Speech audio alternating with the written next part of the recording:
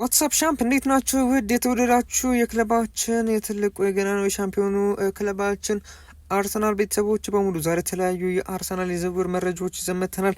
እስከ መጨረሻው ድረስ እንደተከታተሉ ላይክ እና ሰብስክራይብ ታደርጉን ስንል እናጠቃችኋለን። እንደማትሳፍሩን እናምናለን። የመጀመሪያ መረጃችን የሚሆነው ፋቢዮ ቪዬራ ነው። የጀርመኑ ሃምቡርግ ክለብ ፋቢዮ ቪዬራን በውሰት ወስዶት ካሳለፈው ስኬታማ የውድድር ዓመት በኋላ ክለቡን በ7 ጎል ከፍተኛ ጎል አስቆጣሪ ሆኖ አጠናቋል። አሁን ላይ በቋሚነት ለመግዛት ይፈልጋል። ይሁን እንጂ በሁለቱ ክለቦች መካከል ያለው የገንዘብ ጥያቄ አልተመጣጠነም። ሃምቡርግ በአሁኑ ሰዓት ማቅረብ የቻለው 10 ሚሊዮን ዩሮ አካባቢ ሲሆን ይህም በዋናው የውሰት ውል ላይ ከተቀመጠው የ20 ሚሊዮን ዩሮ የግዢ አማራጭ ግማሽ ያህል ነው። እጅግ በጣም አነስተኛ ነው ማለት እንችላለን። አርሰናል ለቪዬራ እስከ 18 ሚሊዮን ዩሮ ድረስ እቀንስላችኋለሁ፣ እስከ 2 ሚሊዮን ዩሮ ድረስ እቀንስላችኋለሁ እያለ ሲሆን ዋጋውን ዝቅ አድርጎ በፍጥነት ለመሸጥ ምንም አይነት አጣዳፊ ስሜት ውስጥ አልገባም አርሰናል። በዚህ ምክንያት ድርድሩ በአሁኑ ሰዓት ላይ ቆሟል የሚል መረጃ ነው በስፋት እየወጣ የሚገኘው። እንግዲህ ፋቢዮ ቪዬራን ቅድም እንደነገርኳችሁ በክለቡ ቤት 7 ጎሎችን በማስቆጠር የክለቡ ከፍተኛ ጎል አስቆጣሪ ሆኖ ነበር ማጠናቀቅ የቻለው። እሱም ብቻ አይደለም፣ በደጋፊዎችን እጅግ በጣም ተወዳጅ ተጫዋች ነው ፋቢዮ ቪዬራ በሃምቡርግ ማለት ነው። ከሃምቡርግ በተጨማሪ በርካታ የቡንደስሊጋ ቲሞች ለማስፈረም ከፍተኛ ፍላጎት እንዳላቸው ነው መረጃዎቹ የወጡ የሚገኙት። ነገር ግን ተጫዋቹ ቅድሚያ የሚሰጠው ለሃምቡርግ እንደሆነ ነው መረጃዎቹ የወጡ የሚገኙት። ምክንያቱም ደግሞ ሃምቡርግ ባለውለታው ክለብ እንደሆነ ያስባል። ከእንደገና ደግሞ ከደጋፊዎች ጋር የፈጠረው እጅግ በጣም አስገራሚ የሆነ ግንኙነት ማስቀጠል እንደሚፈልግ ነው እንግዲህ መረጃዎች የወጡ የሚገኙት። ቀጣዩ መረጃችን የሚሆነው ደግሞ ኮከቡ ተጫዋቻችን እንዲሁም ደግሞ ካፒቴናችን የሆነው ማርቲን ኦዴጋርድ ነው።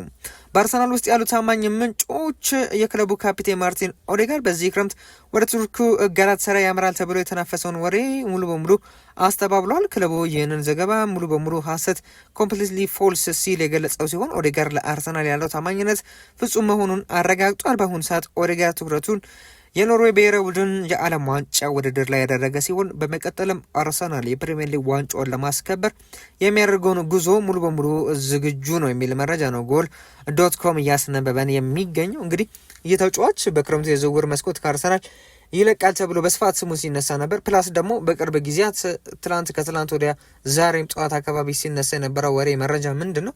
ይህ ተጫዋች ወደ ጋላታሳራይ ለማምራት ተስማምቷል የሚል መረጃ በስፋት ነበረ ሲነበብ የነበረው። ነገር ግን ፌክ ነው ማለት እንችላለን። ኮምፕሊትሊ ፎልስ የሚልም ነገር ነው እንግዲህ ለአርሰናል ቅርብ የተባለ የመረጃ ምንጮች እያስነበቡን የሚገኙት። ስለዚህም ይህ ተጫዋች አይደለም ወደ ጋላታሳራይ ወደ ትላልቅ ክለቦች ራሱ የሚያምራበት እድል እጅግ በጣም አነስተኛ ነው። እንደነ ፒኤስጂ፣ ባየር ሙኒክ እንዲሁም ደግሞ በርካታ የፕሪሚየር ሊግ ቲሞች ራሱ ተጫዋቹን በጥብቅ እንደሚፈልጉት ይታወቃል። ነገር ግን አሁን ላይ ተጫዋቹ በክረምቱ የዝውውር መስኮት የሚሸጥበት እድል እጅግ በጣም አነስተኛ እንደሆነ ነው የተለያዩ መረጃዎች ይወጡ የሚገኙት።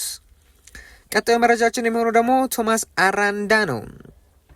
አርሰናል በወሩ ላይ የ15 ሚሊዮን ፓውንድ የውል ማፍረሻ ያለው የ20 ዓመቱን የቦካ ጁኒየርስ አማካኝ ቶማስ አራንዳን በአይኑ ውስጥ አስገብቶታል። አርጀንቲናዊው ወጣት ለወደፊት ትልቅ ኢንቨስትመንት ተደርጎ ቢታየም እስካሁን ይህ ጥያቄ አልቀረበም። ተጫዋቹ ወደ አርሰናል ከመጣ ተቀያሪ ወንበር ላይ ከመቀመጥ ይልቅ የቋሚ የመጫወቻ ሰዓት ማረጋገጥ ይፈልጋል የሚል መረጃ ነው እንግዲህ የተለያዩ የዝውውር መረጃዎች ይወጡ የሚገኙት። እንግዲህ ተጫዋቹ በአሁኑ ሰዓት ላይ በተለያዩ ቡድኖች ይፈልጋል። እንግዲህ በአርሰናል ብቻ አይደለም እየተፈለገ የሚገኘው በባርሴሎናም ጭምር እየተፈለገ ያለ ድንቅ አርጀንቲናዊ ተጫዋች እንደሆነ ይታወቃል። እንግዲህ አርሰናል ግን በጥብቅ ነው እየፈለገው የሚገኘው፣ በተለይ በጣም እየተከታተለው ይገኛል። ፕላስ ደግሞ ተጫዋቹም ወደ አርሰናል መምጣትን ይፈልጋል። ነገር ግን አንድ እርግጠኛ መሆን የሚፈልገው ነገር አለ። ተጫዋቹ ወደ አርሰናል ከመጣ በኋላ ቢያንስ ከ1 ዓመት በኋላ ቋሚ እንደሚሆን መረጋገጥን ይፈልጋል። እንደመጣ ቋሚ ቢሆን በጣም ደስ ይሏል፣ ወይም ደግሞ የተሻለ ነው ለሱ። ነገር ግን ቢያንስ እንኳን ከትንሽ ጊዜያት በኋላ ቋሚነቱ እንዲረጋገጥለት እንደሚፈልግ ነው መረጃዎቹ ይወጡ የሚገኙት። ተጫዋቹ ቶማስ አባዳ ይባላል። አርጀንቲናዊ ነው። 20 ዓመቱ ላይ ነው የሚገኘው። ሜትር ከ82 ይረዝማል። በሴንትራል ሚድፊልድነት በዲፌንስ ሚድፊልድነት መጫወት የሚችል የክለብ አትሌቲኮ ሳን ሎሬንዞ የተባለ የአርጀንቲና ክለብ ተጫዋች ነው። ጥሩ የኳስ ቁጥጥር፣ ጥሩ ፓሶችን የሚያደርግ፣ ጥሩ እይታ ያለው፣ ቪዥን ያለው፣ ከፍተኛ ወርክ ሬት ያለው፣ ኳስን ጨዋታን ማስጀመር የሚችል እጅግ በጣም አስገራሚ የሆነ ተጫዋች ነው። በአሁኑ ሰዓት ላይ በአርሰናል እይታ ውስጥ እንደገባ ነው እንግዲህ መረጃዎች ይወጡ የሚገኙት። ቀጣዩ መረጃችን የሚሆነው ደግሞ ኢጎር ታይጆን ነው።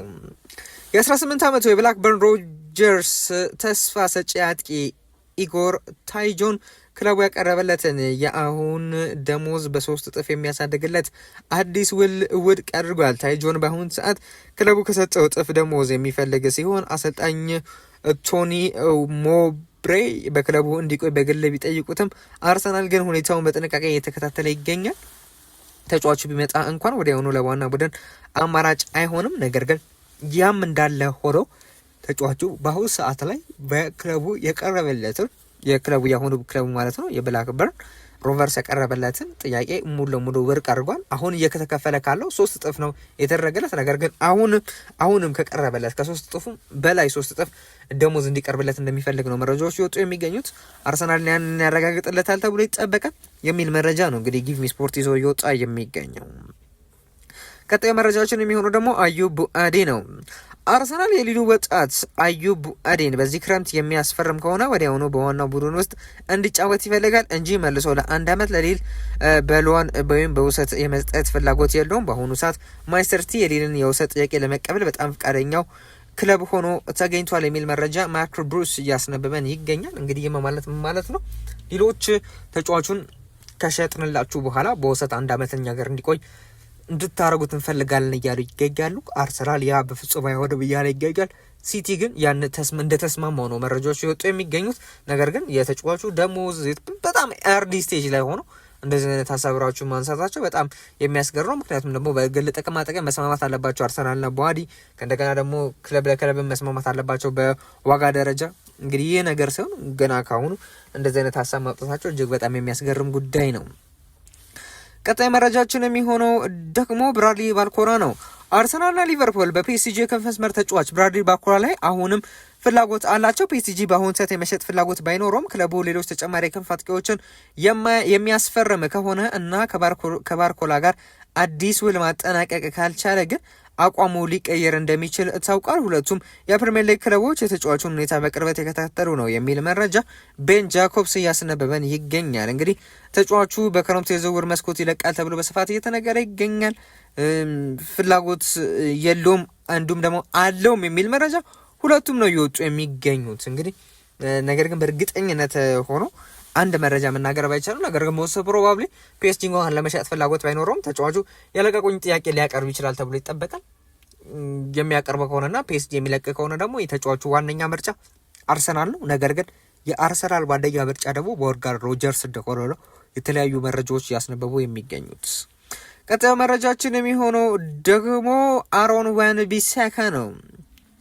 አርሰናል ለቤንዌት ተለዋጭ ወይም ምትክ የሚሆን ተጫዋች በሚፈልግበት ዝርዝር ውስጥ የዌስት ሃሙ አሮን wan-bissaka ስም በድንገት ተካቷል የሚል መረጃ ቲምቶክ እያስነበበን ይገኛል። አርሰናል ያዘጋጀው የ11 ተከላካዮች ዝርዝር ያለው ሲሆን ዌስት ሃም ከፕሪሚየር ሊግ መውረዱን ተከትሎ wan-bissaka ከ15-20 ሚሊዮን ፓውንድ ዝቅተኛ ዋጋ የሚገኝ በመሆኑ ትልቅ አማራጭ ሆኗል። ቀደም ሲል ቡካዮ ሳካ wan-bissakaን የመከላከል ብቃት በማድነቅ እሱን ማለፍ በጣም ከባድ እንደሆነ መመስከሩ ይታወሳል። ሚኬል አርቴታም የተጫዋቹ አድናቂ እንደሆነ ነው መረጃዎች ይወጡ የሚገኙት።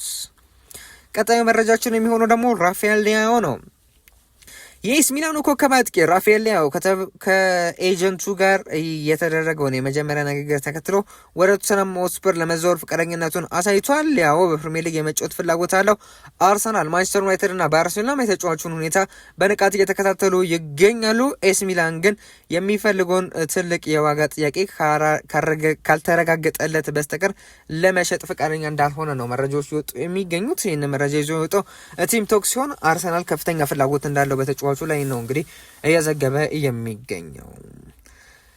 ለዛሬ ያዝላችሁ ፕሮግራም ይህን ይመስል ነበር። እስከ መጨረሻው ድረስ ተከታተላችሁ ላይክ እና ሰብስክራይብ ስለምታደርጉ እጅግ አድርገን እናመሰግናለን። መልካም ጊዜ